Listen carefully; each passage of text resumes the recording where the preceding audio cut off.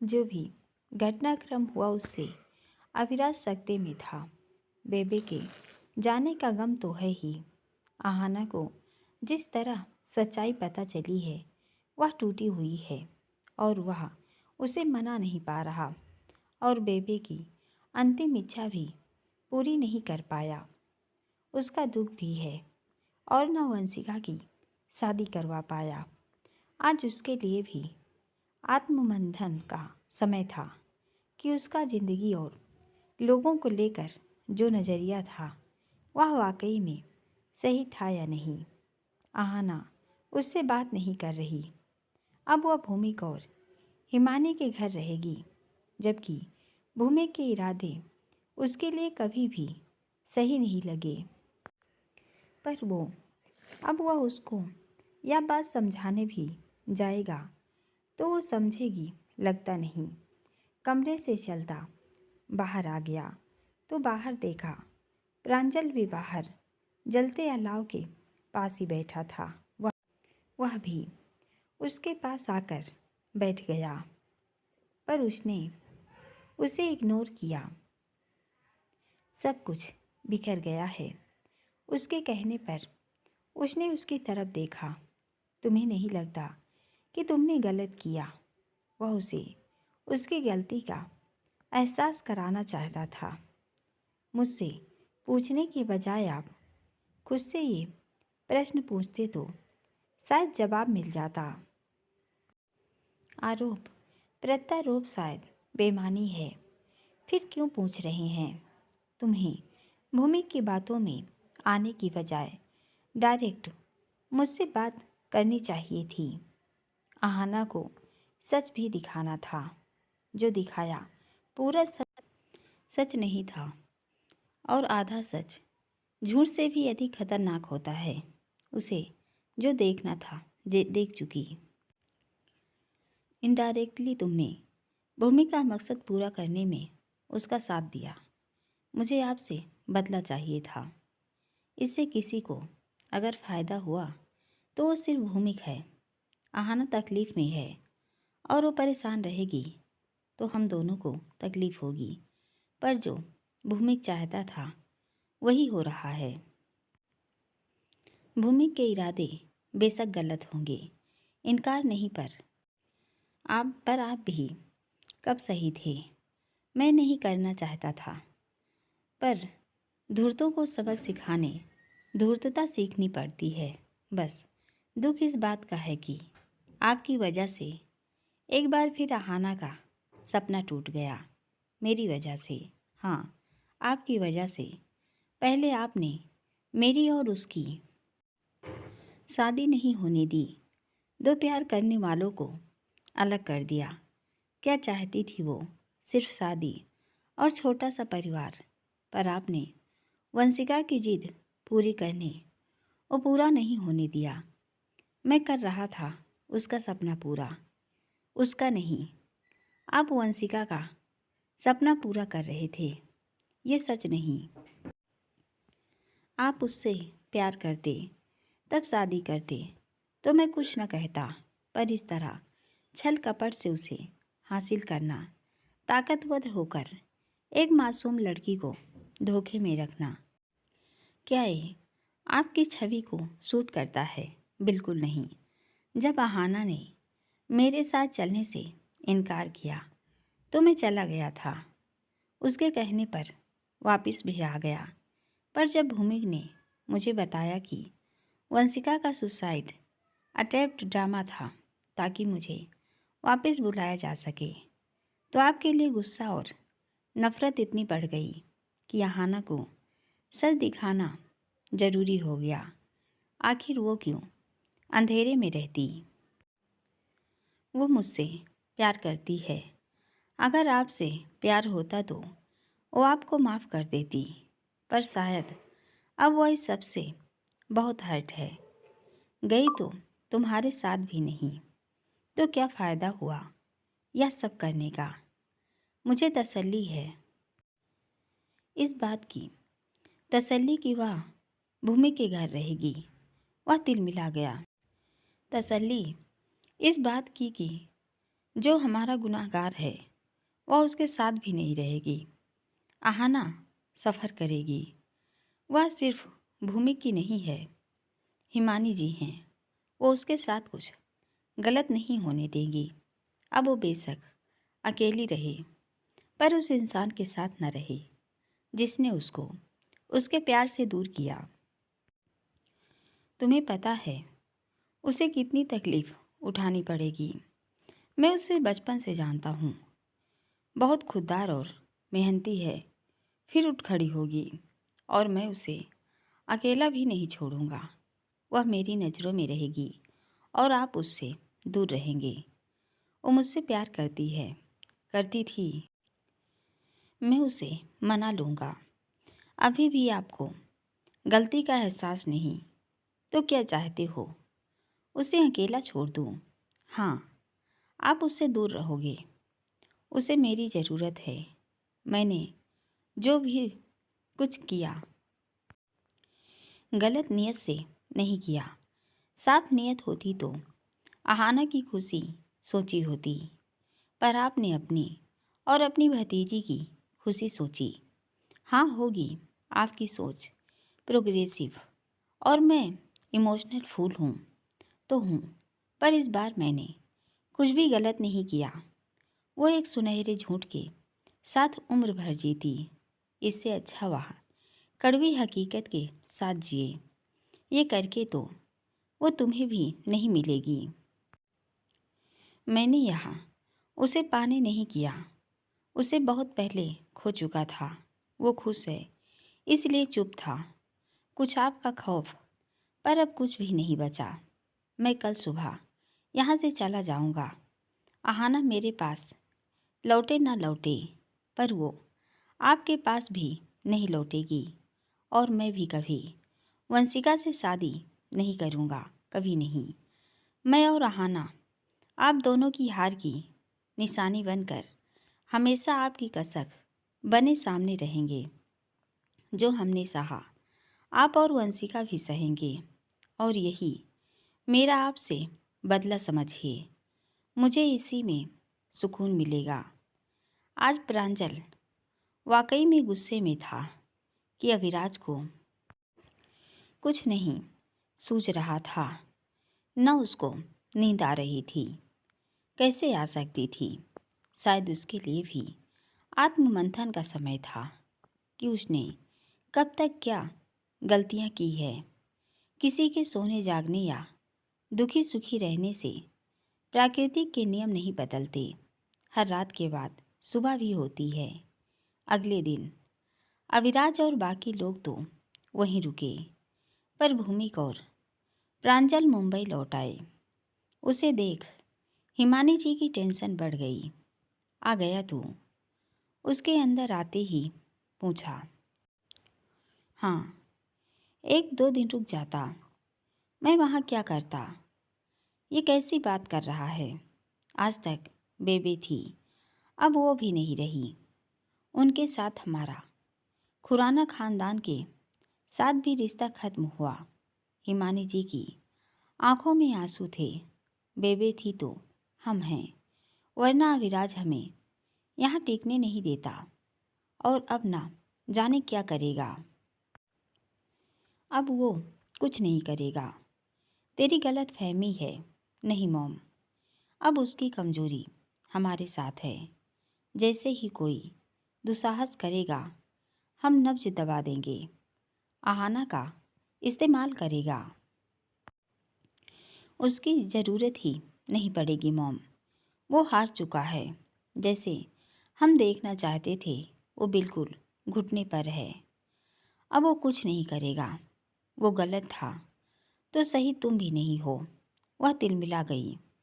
प्रांजल की वंशिका से शादी कराने क्या नहीं किया उसने, पर नहीं कर पाया। ये उसकी हार है। और आहाना को उसकी सच्चाई पता चल गई। अब वो कभी उसके पास नहीं जाएगी। और इसमें मैं गलत हूँ तो गलत ही सही। मैं तो हमेशा ही सबकी नज़रों में गलत था, थोड़ा और सही, पर जिसकी इमेज अच्छी थी उसका असली चेहरा तो सबके सामने आ गया ना। इसके लिए तुमने घटिया तरीका अपनाया है। तरीका जो भी हो, मैं तो इस बात से खुश हूँ कि अविराज खुराना की हार हुई। अब उसे पता चला होगा कि दूसरों का दर्द कैसा होता है। इसके लिए तुमने आहाना को हर्ट कर दिया। सच से वाकिफ़ हुई है। अगर सच तकलीफ़ दे तो उस खुशी से अच्छा है जो झूठ से मिली हो। शहद मिलाया जहर भी इंसान को मारता ही है, और औषधि अगर कड़वी भी है तभी फायदा ही देगी। उसे भी कड़वा सच पता चला है कि वह धोखे व झूठ में जी रही थी। मैं कितना समझाता था उसे नहीं समझती थी। जब आंखों से देख लिया तब यकीन हुआ। अब वह नई शुरुआत कर सकती है। पता है वो कितनी परेशान है। हो जाएगी ठीक। ये मामूली जख्म नहीं है। समय हर जख्म भर देता है। हर जख्म भर ही जाए जरूरी नहीं। कोई कोई नसूर भी बन जाते हैं। मैं ऐसे नहीं होने दूंगा। है कहाँ वो? अपने कमरे में है, पर तुम उसके पास नहीं जाओगे। क्यों? वो ठीक नहीं है। मैं उसे खा नहीं जाऊंगा। तुम्हें देख वो और ज़्यादा दुखी होगी। आपकी गलत फहमी है। वह सीढ़ियाँ चढ़ने लगा। भूमिक, रुक जाओ। पर वह नहीं रुका। कैसे रुक सकता था? आखिर आज उसके बराबर कोई खुश नहीं था। उसकी पांचों अंगुलियां घी में जो थी। दरवाज़ा खोलकर अंदर आ गया। हेलो एना। उसने उसे देखा पर कोई प्रतिक्रिया नहीं दी। कैसी हो? बोलो भी। आई नो सैड हो, पर ये तो होना ही था। तुम्हें कितना समझाया, पर तुम्हें कभी समझ नहीं आया कि अविराज सिर्फ तुम्हारा इस्तेमाल कर रहा था और तुम इस्तेमाल हो रही थी। मेरा तरीका गलत बेशक हो, पर अविराज के चेहरे से अच्छाई का वो नकाब उतारना जरूरी था जो उसने ओढ़ रखा था। वो किसी का सगा नहीं है, किसी का भी नहीं। वह सिर्फ अपना है। अपनी जिद पूरी करने किसी भी हद तक जा सकता है। अब तो समझ आ गया होगा। बोलती क्यों नहीं एना? देखा तो सुबक रही थी। क्या हुआ? जो आप चाहते थे वो सब हो गया तो खुश होंगे। मैं उसके बुरे इरादे की पोल खोलना चाहता था बस। अविराज खुराना के इरादे बुरे थे तो नेक इरादे तो आपके भी नहीं थे। आपने हमेशा मुझे एक नौकरानी की तरह देखना चाहा, और अपनी वो जिद पूरी करने आपने यह सब खेल रचा। तो आप में और उसमें क्या फ़र्क? हाँ, क्या फ़र्क?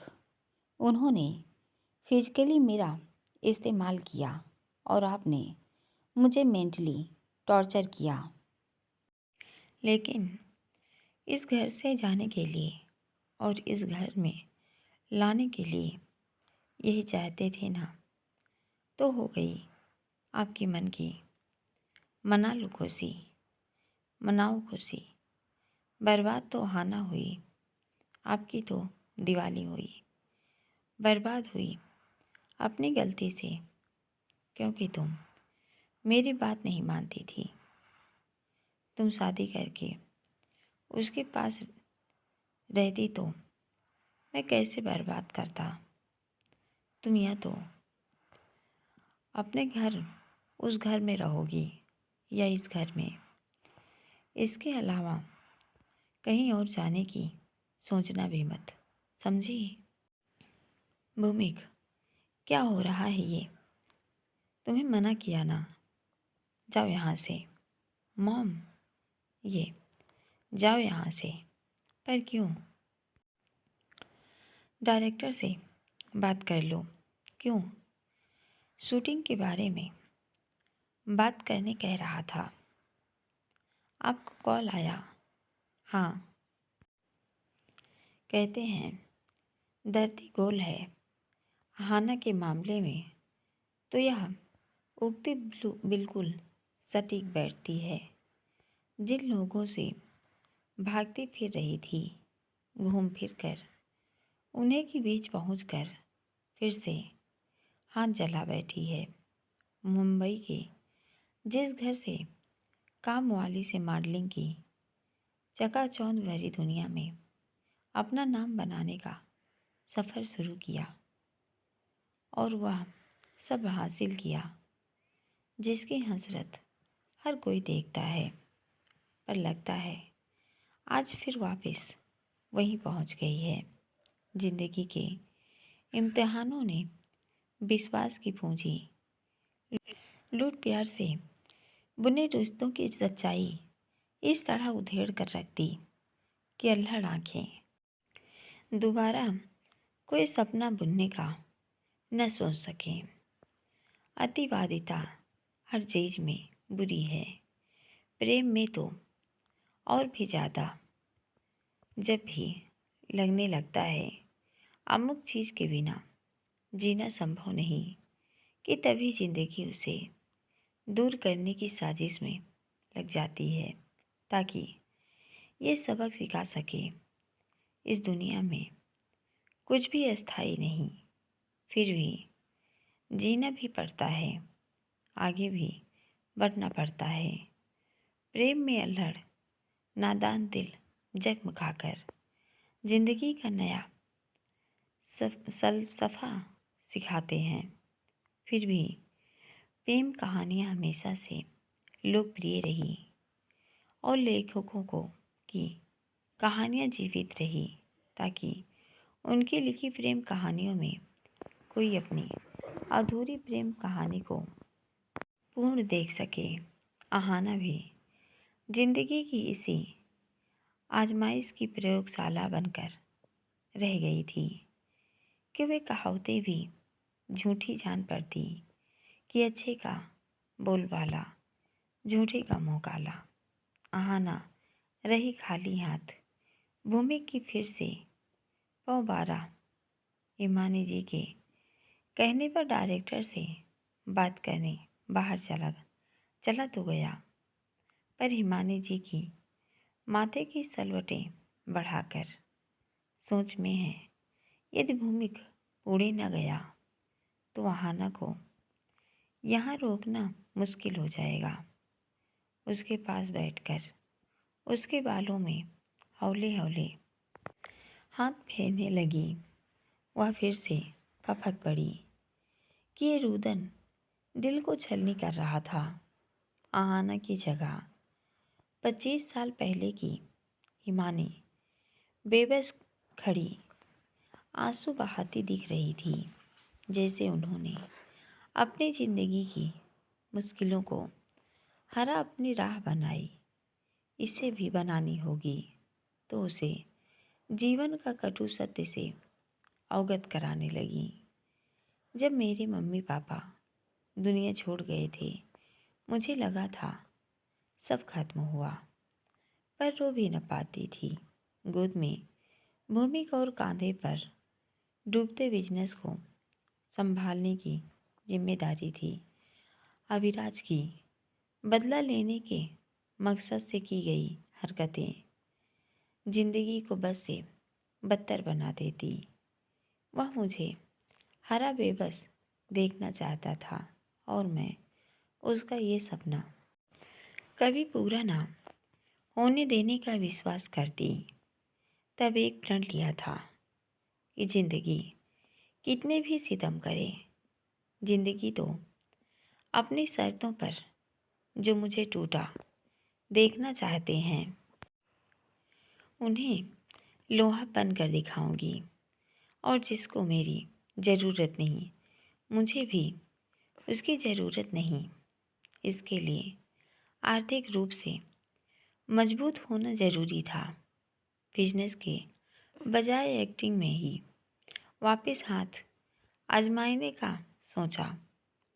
एक्टिंग जैसे मेरे खून में थी, पर शरीर जो 2 बच्चों के जन्म के बाद भारी और बेडौल हो गया था, इसकी इजाज़त न देता। फिल्म इंडस्ट्री में जैसी चमक दमक की दुनिया में यह स्वीकार नहीं था। उसमें लौटना एक स्वप्न जैसा था, फिर से पहले जैसे बनने का ठाना। और कड़ी मेहनत के बाद शरीर को पहले जैसे आकार में ले आए। एक बार फिर स्ट्रगल शुरू हुआ। कई डायरेक्टर्स, प्रोड्यूसर्स, फिल्म हाउसेज के चक्कर काटे, पर मन मुताबिक काम न मिला। फिर भी मैंने हार नहीं मानी। आखिर मेरी तलाश एक रोल पर ख़त्म हुई, हीरोइन की। आखिर बड़ी दीदी का रोल, जो मेरी उम्र से भी काफ़ी उम्रराज था, पर मैंने इस चुनौती के रूप में स्वीकारा और अपनी जान लगा दी रोल में जान डालने के लिए। फिल्म सुपर हिट रही और उस फिल्म के लिए मुझे उस साल का बेस्ट सपोर्टिंग एक्ट्रेस का अवार्ड मिला। उसके बाद मेरी इस नई भूमिका के लिए बॉलीवुड ने दिल खोलकर मेरा स्वागत किया। पूरा पाठ सुनने के लिए दोस्तों बहुत बहुत धन्यवाद। आप लोगों से हमारी रिक्वेस्ट है, प्लीज़ आप लोग प्रेशर मत डालिए। आप लोग कहते हैं पहले शादी करवा दो आहना और अभिराज की, लेकिन अगर हम जल्दी शादी करा देंगे तो कहानी का मज़ा और बेकार हो जाएगा। इसलिए प्लीज़ आप लोग इंतज़ार कीजिए और पूरा आनंद उठाइए कहानी।